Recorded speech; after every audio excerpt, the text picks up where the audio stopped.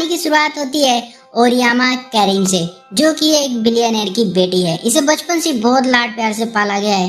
करीम के पास सब कुछ है, पर इसका हमेशा से सपना है कि इसकी शादी एक राजकुमार से होगी जो इसको लेकर जाएगा। ये आज पूरे 16 साल की हो गई है। सुबह इसकी मेड इसको बेड से उठा के नहलाती है, ब्रश करवाती है, यूनिफॉर्म पहनाती है और रेडी करती है स्कूल के लिए। और इसी दौरान करीम सोई रहती है। उसको कुछ पता भी नहीं चलता कि मेरे साथ क्या हो रहा है। आज इसका बर्थडे है तो इसलिए बड़े बड़े लोगों ने इसको गिफ्ट भेजा है। फिर ये अपनी लंबी सी कार में यहाँ से बैठकर स्कूल जाती है। वहीं हम एक अमीर लड़के को देखते हैं। इसका नाम उसुजू है और ये करीम का फ्रेंड है और ये बचपन से इसको पसंद करता है, पर करीम इसको हमेशा अपना बेस्ट फ्रेंड मानती है। आज स्कूल में बहुत शोर हो रहा है क्योंकि स्कूल में एक नया स्टूडेंट आया हुआ है जो कि काफी ज्यादा स्मार्ट है। इसका नाम सुरुगी है और बाकी लड़कियों के जैसे ही करीम भी इसे देखकर बहुत ज्यादा इम्प्रेस हो जाती है। सुरुगी फुटबॉल खेल रहा होता है और करीम उसके पास जाने लगती है। तभी इसको एक फुटबॉल आकर हिट करती है। सुरुगी इसे जल्दी से पकड़कर बचा लेता है।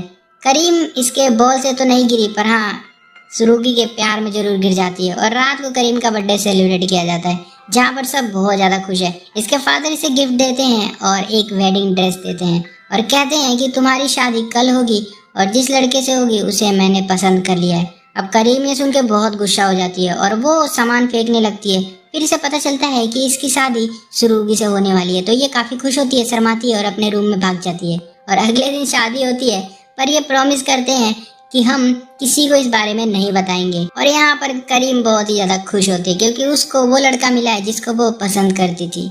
शादी के बाद करीम अपने ससुराल जाती है और घर देख के पागल हो जाती है क्योंकि ये घर काफी छोटा है। तभी उस घर में से एक भयानक सी लेडी करीम डर जाती है। उसके फादर बताते हैं ये तुम्हारी लैंडलॉर्ड है, यानी कि इस घर की मालकिन। अब दोनों घर में जाते हैं। करीम अपनी फर्स्ट नाइट के लिए बहुत ही ज्यादा एक्साइटेड है, पर सुरुगी इसके सपने पर पानी फेरते हुए कहता है कि आज मैंने तुमसे शादी इसलिए की है क्योंकि मुझे पैसे की जरूरत थी, मेरे फादर का कर्जा चुक जाएगा और मैं तुमसे प्यार नहीं करता हूँ, इसलिए तुम अलग रूम में सोना और मैं अलग रूम में सोऊंगा।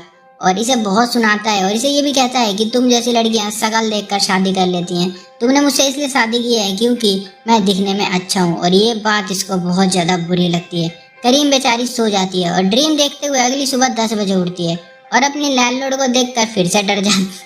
ये खुद से कभी नहीं उठी, इसलिए आज इतना लेट उठी है। इसे नहाना भी नहीं आता, ना इसे पानी गर्म करना आता, ना इसे स्कूल के लिए रेडी होना आता है। कुछ घंटों की एकदम धुआंधार मेहनत करने के बाद ये फाइनली रेडी होकर स्कूल जाती है, पर बेचारी रास्ता ही भूल जाती है क्योंकि इसको स्कूल का रास्ता ही नहीं पता कि है कहाँ। और काफी देर बाद इसे उसुजू मिलता है जो इसे पूछता है कि तुम पूरे दिन कहाँ थी, अब तो स्कूल की छुट्टी हो गई है। पर ये इसे कुछ नहीं बताती और यहाँ से फिर से वापस घर भाग जाती है। और इसको घर आते आते रात हो जाती है। घर पहुँचने पर ये देखती है कि पूरे घर की हालत इसने बहुत ज्यादा खराब कर दी है। ये काफी रोती है क्योंकि इससे छोटे मोटे काम करने भी नहीं आते हैं।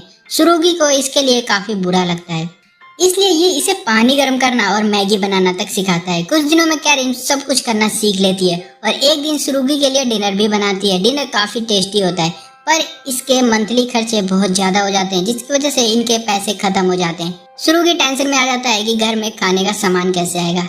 करीम अपने फैमिली को कॉल कर देती है। इसके डैड दोनों को बुलाते हैं, पर यहाँ पर सुरुगी पैसे लेने से मना कर देता है और वो कहता है कि हम पे जितना है उतने में हम खर्चा चला लेंगे। अब ये सुन के इसके मोम डैड और भी खुश हो जाते हैं और आज रात करीम और सुरुगी इन्हीं के घर में बिताते हैं। अगली सुबह स्कूल जाते हुए करीम अपने रसोइये से माफी मांगती है क्योंकि हमेशा इनके बनाए हुए खाने को ये फेंक दिया करती थी, क्योंकि इसने कभी खाने की इज्जत नहीं की। जब इसको खुद बनाना पड़ा तब इसको पता चला कि कितनी मेहनत लगती है। अब इसकी फैमिली देखकर ये और शॉक्ड हो जाती है कि पहली बार करीम ने जिंदगी में किसी से माफी मांगी है। स्कूल में दोनों अलग अलग रहते हैं और एक दूसरे को देख के स्माइल करते हैं और सुजुरू को इन पर शक होने लगता है। और वहीं बहुत सारी लड़कियां सुरुगी को खाना ऑफर करती है क्योंकि ये बहुत ज्यादा स्मार्ट है। और अगले ही पल करीम जल जाती है और वो सबको वहां से भाग जाने को कहती है और फिर चुपचाप बैठ जाती है। और वहीं पर एक लड़की होती है जिसका नाम शाया है। ये वहीं से गुस्से में चली जाती है। सुरुगी उसे आवाज देकर रोकता है। करीम टेंशन में आ जाती है कि ये लड़की क्या लगती है इसकी। अब रात को घर पर करीम इससे शाया के बारे में बात करती है, पर ये कुछ नहीं बताता, गुस्सा हो जाता है और यहाँ से भाग जाता है। अब दोनों की कुछ दिनों तक बात नहीं होती है। करीम स्कूल में चुपके पता लगाने की कोशिश करती है कि ये लड़की कौन है और साया को एक दिन पकड़ लेती है और इसे पूछती है कि तुम सुरुगी को कैसे जानती हो। साया कहती है कि छोड़ दो उसे, वो तुम्हें बस पैसे के लिए डेट कर रहा है। पर मासूम करीम कहती है कोई बात नहीं, मेरे फादर के पास बहुत पैसे हैं, दे देंगे हम। और करीम यहाँ से चली जाती है। इसके बाद दोनों का रिलेशन थोड़ा थोड़ा ठीक होने लगता है। सुरुगी को ये भी पता चल जाता है कि करीम को पढ़ना लिखना नहीं आता है। वो हमेशा किसी न किसी से नकल या हेल्प लेकर ही पास हुआ करती थी, इसलिए ये इसे पढ़ाने लगता है। करीम अब क्लास में भी नोट्स बनाती है और ये देख कर टीचर और बाकी सबकी आंखें फटी की फटी रह जाती है कि इस लड़की को हो क्या गया है। सुरुगी से डेट पर जाने को भी कहता है अगर ये अच्छे नंबर लाती है तो।